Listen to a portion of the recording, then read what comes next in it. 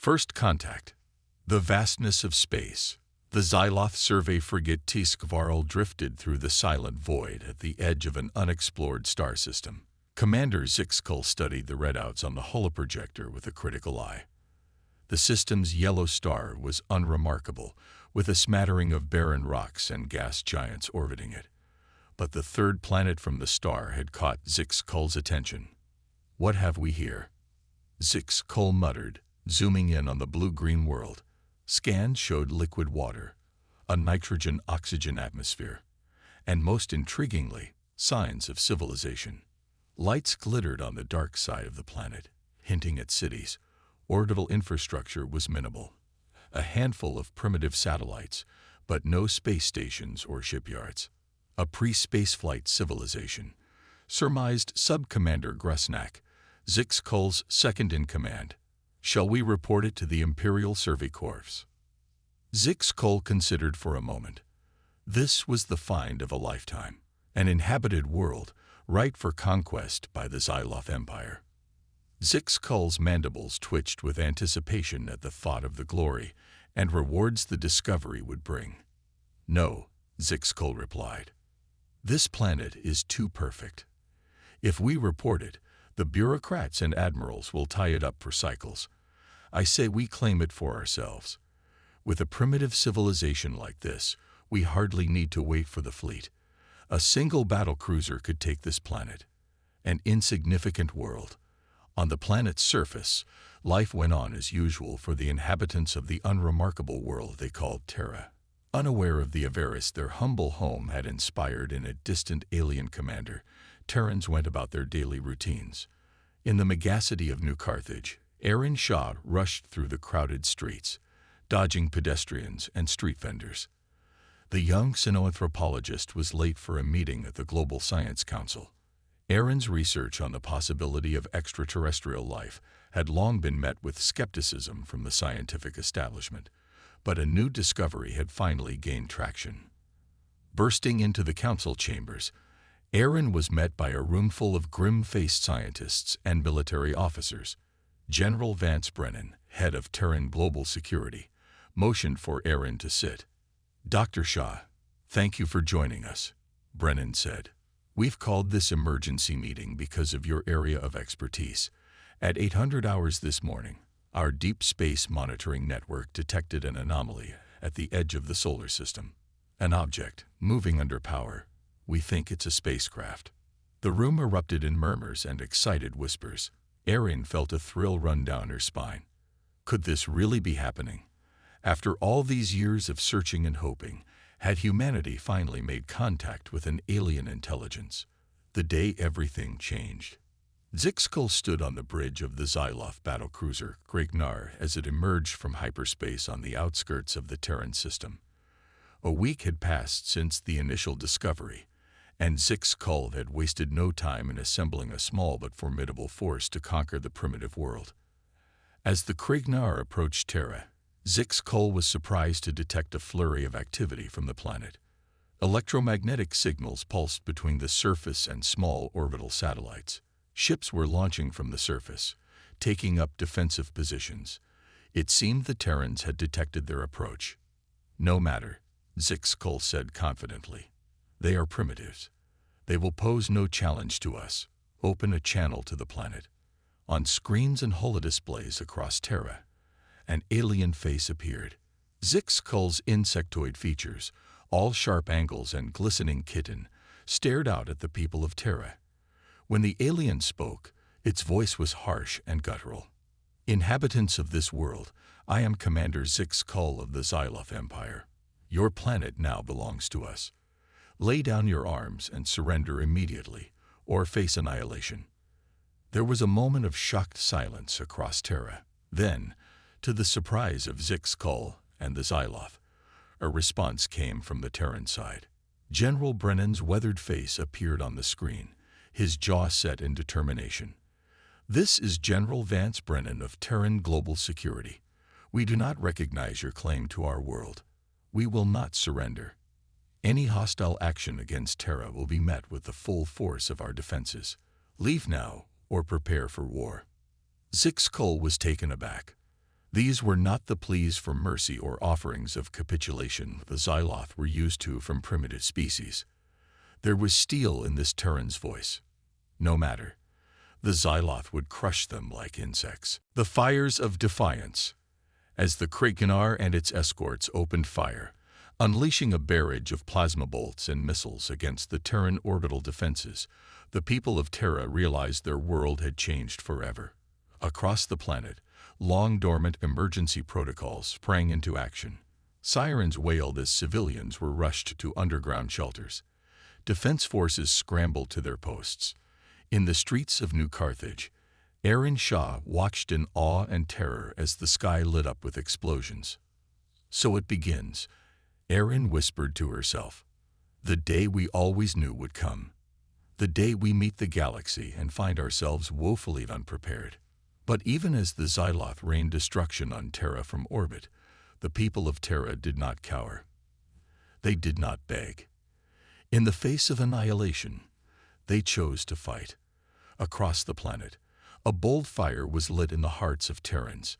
They would not go quietly into the night. If this was to be their end, they would make it an end worthy of remembrance. The Xyloth had expected an easy conquest. What they found was a species ready to fight to the last breath for their home. In bunkers and command centers across Terra, military leaders and scientists began to plan, to strategize, to devise ways to strike back against the invaders. The road ahead would be long and bloody, but Terra would not fall without a fight. And in that first defiant roar of Terran resistance, a spark was lit that would blaze into a beacon of hope for all the oppressed species of the galaxy. On that fateful day, the Xyloth made a grave mistake. They challenged the indomitable spirit of humanity, and humanity would rise to that challenge, forged in the fires of war into something unbreakable. The battle for Terra had begun, and the galaxy would never be the same. Terra fights back. The Siege of Terra. In the days following the Xyloth invasion, Terra was transformed into a battleground. Xyloth dropships disgorged hordes of heavily armed shock troopers into the streets of Terran cities. The alien soldiers, encased in advanced battle armor and wielding plasma rifles, expected the primitive Terrans to break and run before their onslaught. Instead, they found themselves embroiled in a savage urban conflict unlike any they had encountered before. Terran defense forces, though outmatched in technology, fought with tenacity and ingenuity. They turned the winding streets and towering skyscrapers of their cities into deadly kill zones, using their knowledge of the terrain to even the odds. Snipers picked off Xyloth officers from rooftops. Improvised explosive devices turned Xyloth convoys into flaming wrecks. In the ruins of once proud metropolises, Terran soldiers and citizen militias waged a desperate guerrilla war against the invaders. Above in orbit, the Xyloth fleet continued its bombardment of Terran positions.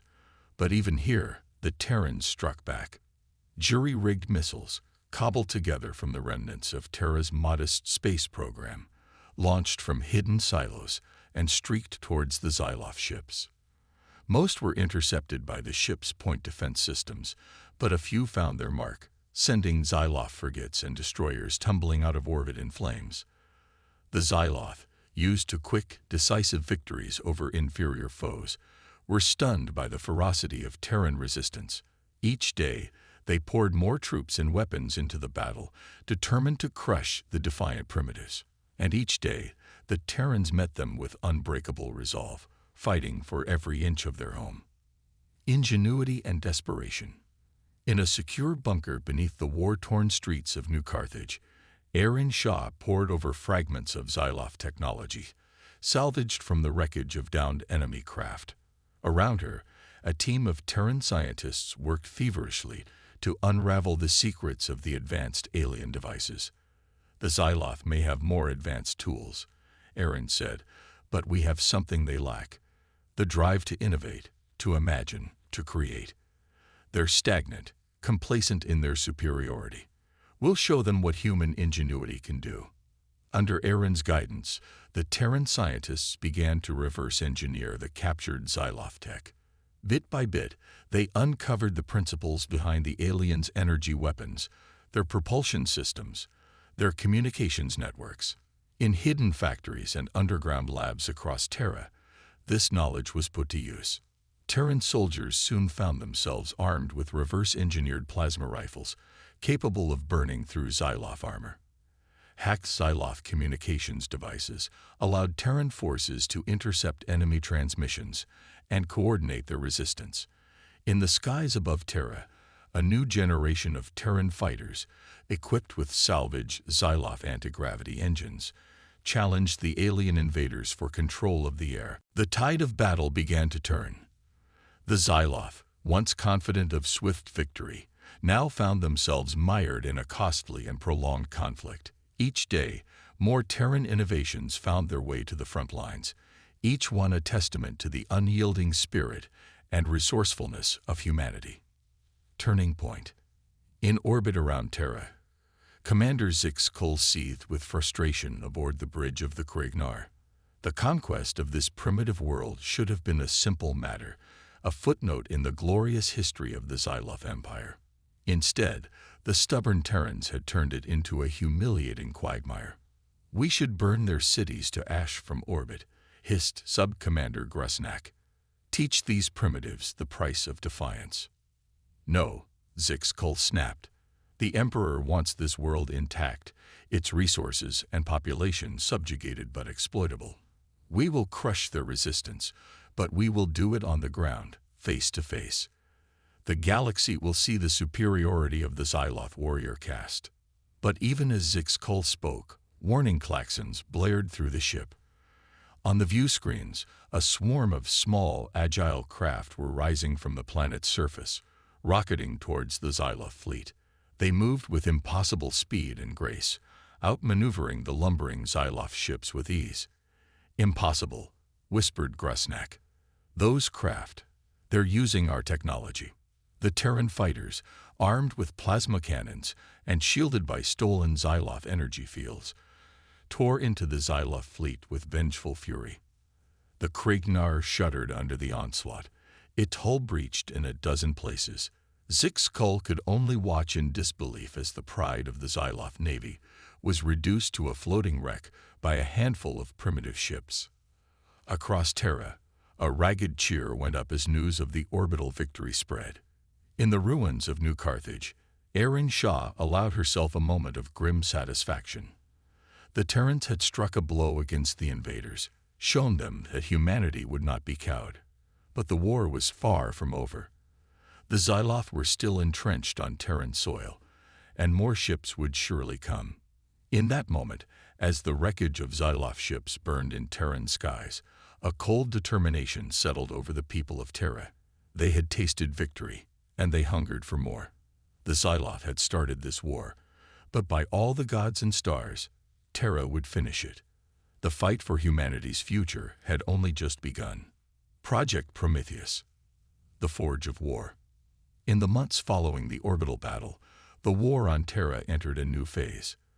The Xyloth, their pride wounded by the loss of their ships, redoubled their efforts to crush Terran resistance. More troops, more weapons, more ships poured into the Terran system, turning the planet into a cauldron of endless battle. But the Terrans met this escalation with an escalation of their own. In hidden bases and underground laboratories, Terran scientists and engineers worked tirelessly to build upon the knowledge they had gleaned from captured Xyloth technology. Under the codename Project Prometheus, they sought to create weapons and machines that could match and exceed those of the invaders. Leading this effort was Erin Shah. The young xenoanthropologist had proven to have a remarkable talent for understanding and adapting alien technology. Under her guidance, Project Prometheus made stunning breakthroughs at a pace that left even the Terrans' own military leadership in awe. "The key is in the power source," Erin explained to a gathering of Terran commanders. "The Xyloth use a form of zero-point energy, harvesting the quantum fluctuations of the vacuum itself. We've managed to replicate the process, and it's opened up possibilities we never dreamed of." In the forges of Project Prometheus, a new arsenal for Terra's defense began to take shape. gravity drive engines capable of propelling ships at near relativistic speeds, energy shields that could withstand the fury of a nuclear blast, plasma cannons that could melt through the toughest Xyloth armor like a hot knife through butter. And at the heart of it all, the crown jewel of Project Prometheus, a ship, a warship unlike any Terra had ever seen, a vessel that could take the fight to the Xyloth on their own terms. Birth of the Prometheus. In a cavernous hangar hidden deep beneath the Terran Defense Force headquarters, Erin Shaw stood before a gathering of Terra's top military brass. Behind her, shrouded in shadows, loomed a massive shape. "Gentlemen," Erin said, her voice ringing with pride, "I present to you the future of Terran warfare, the TDS Prometheus." Lights flared to life, banishing the shadows and revealing the ship in all its glory. It was a sleek, deadly-looking craft, its hull a seamless blend of Terran and Xyloth design elements. It gleamed silver and black, bristling with weapons emplacements and sensor arrays. The assembled officers broke into a chorus of awed whispers. This was no mere ship. This was a symbol, an embodiment of Terran defiance and ingenuity in the face of overwhelming odds. "The Prometheus is equipped with the most advanced technology we've developed," Erin continued. "Gravity drive, zero-point energy core, phase shielding. It can outrun, outfight, and outmaneuver anything the Xyloth have. And that's not all." Erin gestured to a group of figures emerging from the shadows around the ship. They were clad in sleek, form-fitting suits of armor, their faces hidden behind polarized visors. "Meet the Prometheus crew, our best and brightest, handpicked from every branch of the Terran Defense Force. They've been training for months with the new tech. They're ready." As the armored figures took their positions around the ship, a hush fell over the hangar. For the first time since the war began, the Terrans dared to feel a flicker of hope. With the Prometheus and its crew, they finally had a chance to take the fight to the enemy, to make the Xyloth pay for every inch of Terran soil they had dared to invade. The infiltrators, far above Terra, hidden among the debris of destroyed ships and discarded equipment that littered the planet's orbit, a small, stealthy craft drifted. Inside, a team of Terran infiltrators, clad in the same advanced armor as the Prometheus crew, prepared for the most daring mission of the war. Their target, the Xyloth command ship, a massive dreadnought that served as the nerve center for the entire invasion force. If they could take it out, it would throw the Xyloth into chaos, giving the Terrans a chance to strike back and reclaim their world. Leading the team was Captain Jace Riker, a veteran soldier with a reputation for accomplishing the impossible. As he checked his weapons and ran through the mission plan one last time, he felt a mix of anticipation and dread. This was the chance he had been waiting for, the opportunity to strike a decisive blow against the hated Xyloth. But he knew the odds of success were slim, and the price of failure would be measured in Terran lives. "Remember the plan," he said to his team, his voice steady over the comlink. "We get in, we find the command center, we plant the charges, and we get out. Fast and quiet, just like we practiced." The infiltrator's ship, equipped with the same stealth technology that hid the Prometheus from enemy sensors, glided silently towards the Xyloth dreadnought. They had one chance to get this right, one chance to turn the tide of the war. As the ship slipped through the dreadnought's defenses and the infiltrators began their silent, deadly work, Captain Riker allowed himself a moment of grim satisfaction. The Xyloth thought they knew war. They thought they understood the depths of Terran resolve. They were about to learn how wrong they were. In the heart of the enemy stronghold, Terra's hidden blades prepared to strike. The Prometheus stood ready to lead the charge. And across the planet, a battered but unbroken people looked to the stars, ready to reclaim their destiny. The true battle for Terra was about to begin. The tide turns. Flames in the sky. The Xyloth command ship hung in orbit over Terra like a bloated spider, its massive hull bristling with weapons and sensor arrays. Inside its labyrinthine corridors, Xyloth officers and technicians went about their duties, confident in their superiority and the inevitability of their victory over the primitive Terrans. They never saw the infiltrators coming. Captain Jace Riker and his team struck like lightning, emerging from the shadows to sow chaos and destruction in the heart of the Xyloth stronghold. They moved through the ship like ghosts, their advanced armor rendering them all but invisible to the ship's security systems. Plasma rifles flared in the darkness, cutting down Xyloth warriors before they could even raise the alarm. In the command center, the Xyloth admiral barely had time to register the intruder's presence before a plasma bolt took him in the chest. As he crumpled to the deck, his officers frantically tried to organize a defense, but it was too late. Riker and his team were already in motion, planting explosive charges at key structural points throughout the ship. Charges set, Riker reported over the comm, his voice tense but controlled. All units, prepare for extraction. But as the infiltrators fought their way back to their ship, alarms began to blare throughout the Xyloth vessel. The Xyloth were slow to respond, but they were not entirely helpless. Security doors slammed shut, cutting off the infiltrators' escape routes. Warrior drones, heavily armed and shielded, converged on their position. Riker and his team fought like demons, their plasma rifles blazing, but the odds were against them. One by one, they fell, overwhelmed by the sheer numbers of the Xyloth forces. In the end, only Riker remained, wounded and cornered, but still defiant. "Prometheus, this is Riker," he said into his comm, his voice ragged with pain. "Mission accomplished. Charges are set, but I won't be making it back." On the bridge of the Prometheus, Erin Shaw heard Riker's words and felt a stab of anguish in her heart. She had handpicked Riker and his team, trained them, equipped them. Their loss was a bitter blow, but their sacrifice would not be in vain. "Understood, Captain," she said, her voice steady. "Your courage will not be forgotten." Prometheus out. Moments later, the Xyloth command ship vanished in a blinding flash of light as the infiltrators' charges detonated. The explosion tore the massive vessel apart, sending debris hurtling in all directions. On the planet's surface, Terrans looked up to see a new sun bloom in the sky, a beacon of hope and defiance. The loss of their command ship threw the Xyloth forces into disarray. Without central coordination, their attacks became disjointed, uncoordinated. The Terran Defense Force, led by the Prometheus, seized the opportunity, launching a series of daring counterattacks that drove the invaders back. In cities across the planet, Terran soldiers and militia rose up, emboldened by the sight of their enemies in retreat. They fought with renewed vigor, reclaiming their streets and homes block by bloody block. The tide of battle had turned, and the Xyloth found themselves on the defensive for the first time.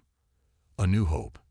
In the wake of the Xyloth command ship's destruction, a new energy swept through the Terran resistance. In hidden factories and shipyards across the planet, production of Prometheus-class ships and weapons was ramped up to a fevered pace. Terran soldiers, once forced to scavenge Xyloth tech, now found themselves armed with the most advanced weaponry their world had ever seen. The Prometheus itself became a rallying point, a symbol of Terran ingenuity and resilience. Under Erin Shaw's command, it led daring raids against Xyloth supply lines and staging areas, always staying one step ahead of the enemy's attempts to destroy it. In the halls of power, Terran leaders began to dare to dream of victory.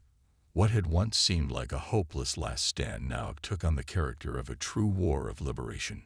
Plans were drawn up for a final offensive, a coordinated global assault that would drive the Xyloth from Terran soil once and for all. But even as hope blossomed, a new threat loomed. The Xyloth, their pride wounded by the upstart Terrans' defiance, were not about to accept defeat. In the depths of space, a new fleet was assembling, a vast armada that dwarfed anything that had come before.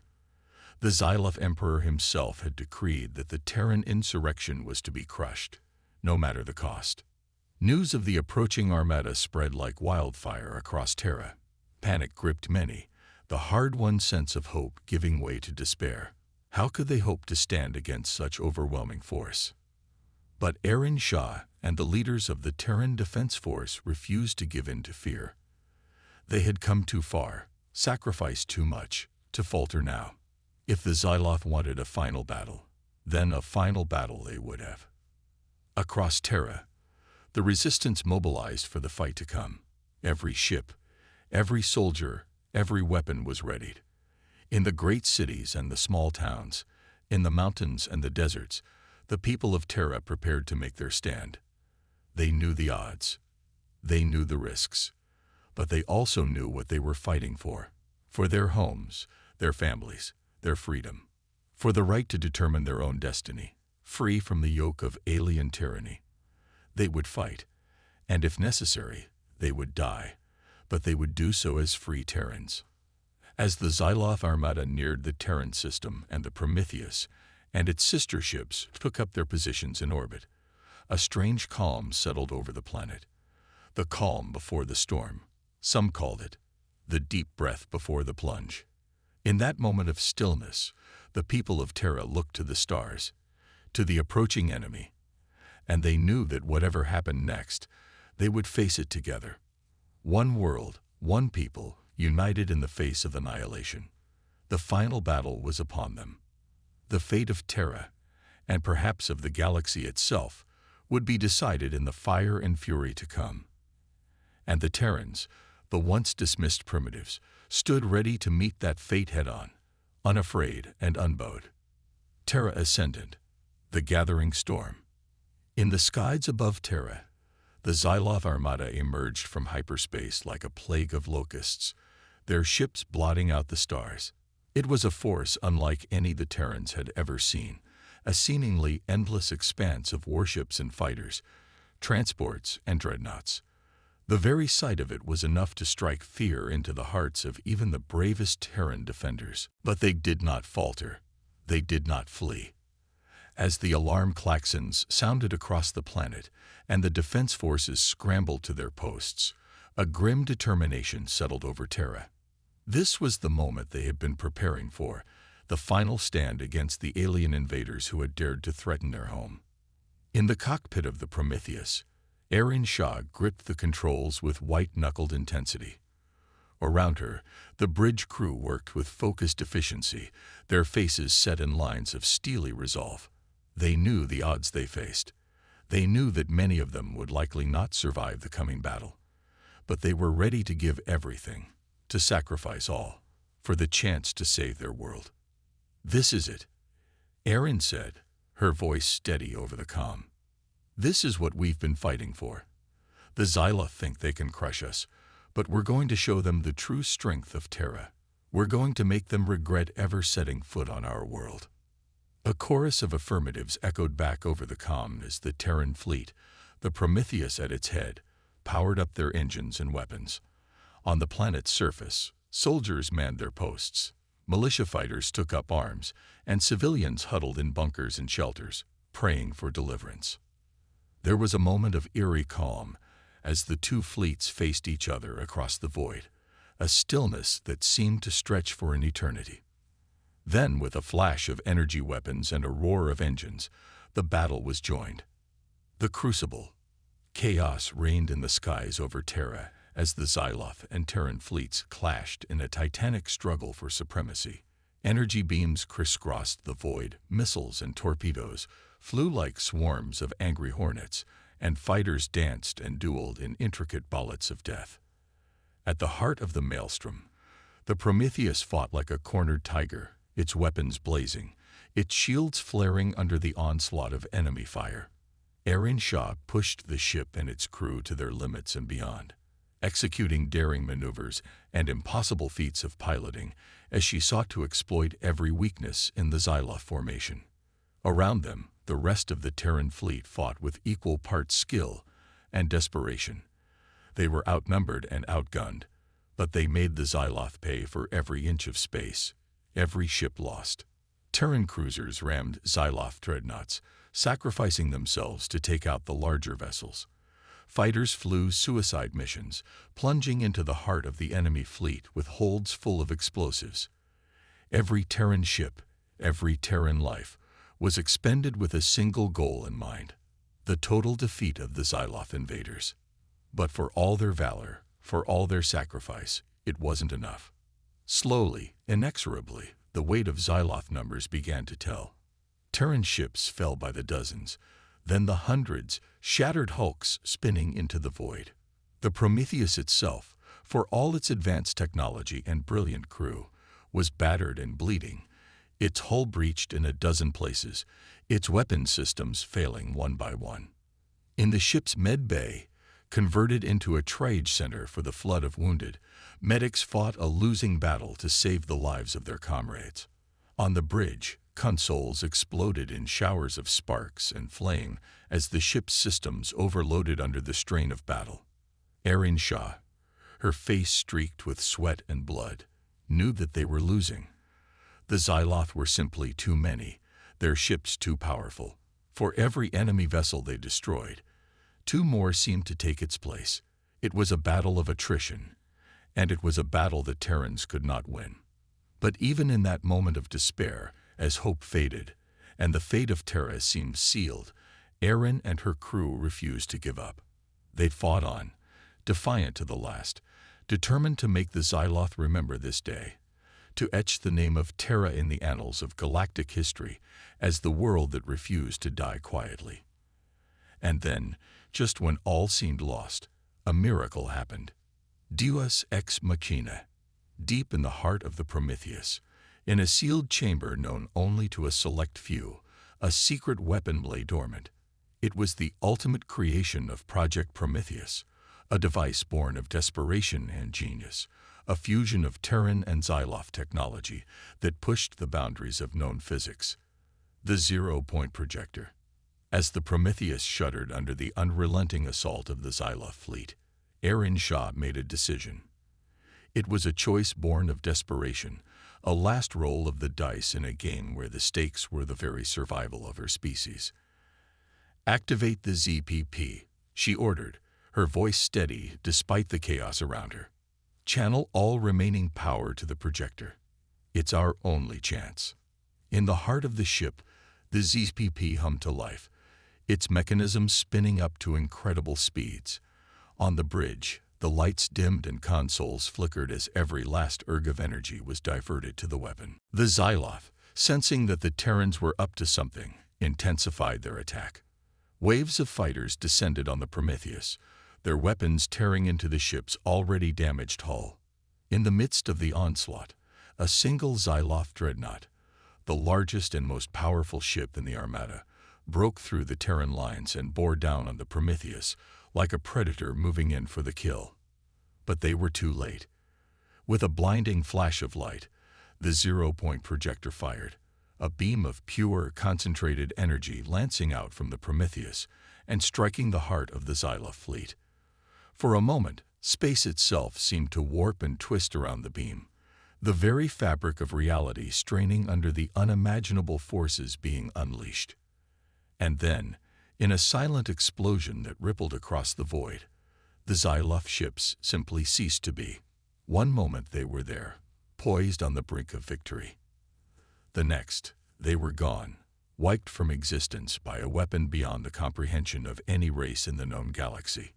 The silence that followed was deafening. On the bridge of the Prometheus, the crew stared in shock and awe at the empty space where the Xyloth fleet had been. They had done it. Against all odds, against all hope, they had won. But the victory had come at a terrible cost. The Prometheus, pushed beyond its limits by the demands of the ZPP, was dying. Its systems failed one by one, its hull integrity compromised beyond repair. Erin Shah, her face grim, gave the order to abandon ship. As escape pods jettisoned from the stricken vessel and the surviving Terran ships moved in to rescue their comrades, a strange sense of calm descended over the battlefield. The war was over. The Xyloth were defeated. Terra was free. But the price of that freedom had been high. The Prometheus, the ship that had been the symbol of Terran resistance, the embodiment of their indomitable spirit, was gone, sacrificed in the final desperate gambit for victory.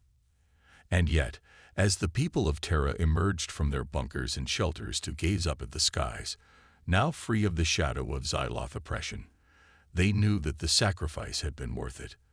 They had faced the greatest challenge in their history, and they had emerged victorious, forged in the crucible of war into something stronger, something greater than they had ever been before.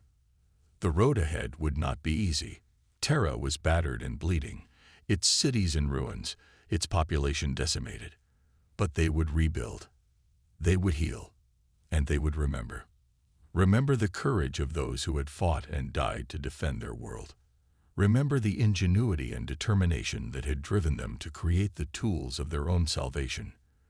Remember the day when the people of Terra stood as one against the darkness and proclaimed to the galaxy that they would not go quietly into the night. Terra had ascended, risen from the ashes of war to take its place among the stars, and the galaxy would never be the same. In the years that followed, as Terra healed and grew, the legend of the Prometheus and the heroes who had crewed her spread far and wide. Across the planet, monuments were raised and stories were told, tales of courage and sacrifice, of unity in the face of annihilation. And out among the stars, the races of the galaxy looked upon Terra with new eyes. No longer a backwater, no longer a primitive curiosity, but a force to be reckoned with, a player on the galactic stage. For the people of Terra, the scars of the war would never fully fade, but they would wear those scars with pride, as reminders of what they had endured and what they had achieved. They had looked into the face of oblivion, and they had not blinked. They had stood against the greatest power in the known universe, and they had emerged victorious. They were Terrans, and they would never be conquered.